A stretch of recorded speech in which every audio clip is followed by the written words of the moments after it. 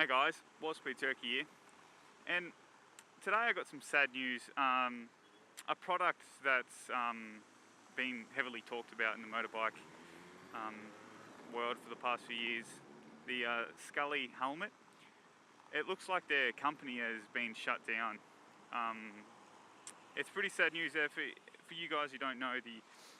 The Skully AR1 is a helmet that has a heads-up display, has its own inbuilt iPod, rear view camera, GPS, all that fancy tech. So it's a pretty cool and a new concept, I guess.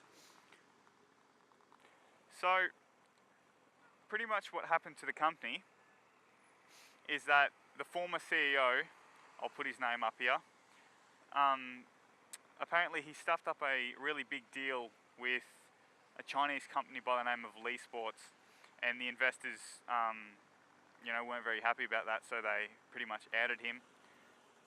And since then he has made it so hard, because the CEO was the creator of the helmet, the original person with all the idea and who started the crowdfunding page and everything.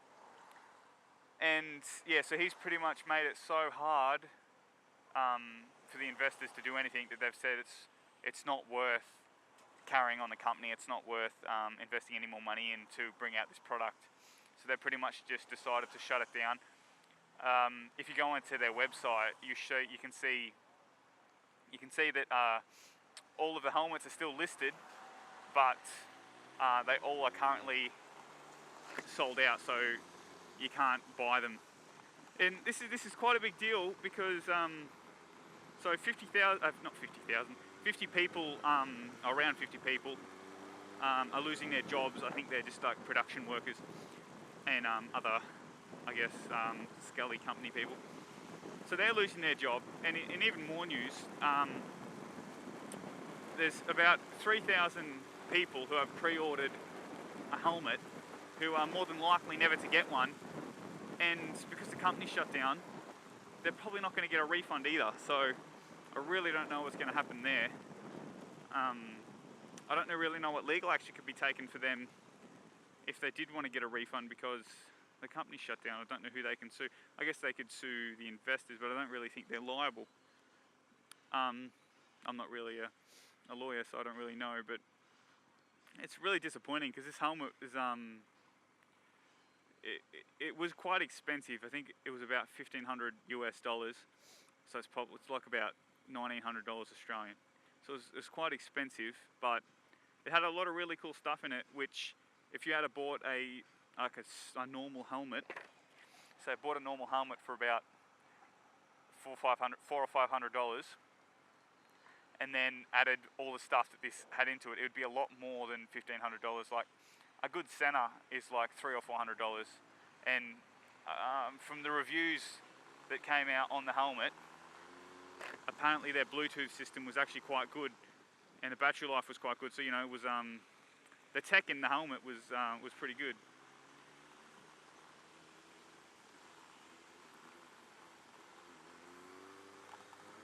Oh, the roads are so wet. But it's not all bad news for people who want to have like a tech helmet. I know that BMW have one with a heads-up display that they've been talking about. I'll try and find a link to it and I'll put it in the description. But it'll be better. I reckon the product will be a lot better coming from a company like BMW, who has got all that funding to make a really good product and don't rely on people pre-ordering and crowdfunding to really fund their product.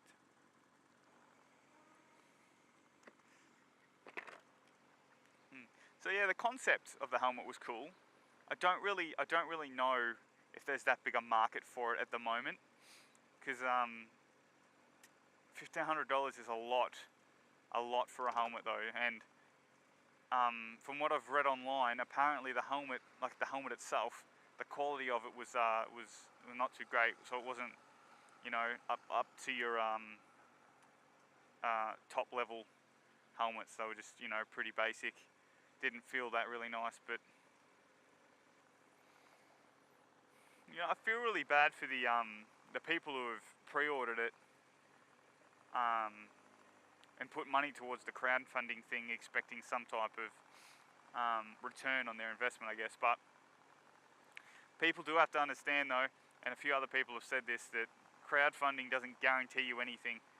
You know, it says that if they reach these goals, you'll get something in return, but you know, that's not set in stone.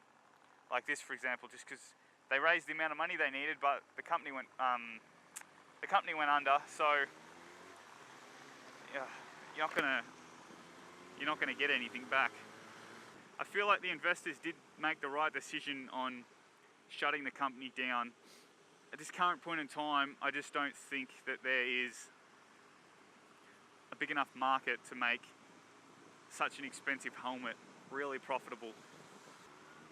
And I reckon more than likely, if they had have kept the company going, that it probably would have just led to a financial loss.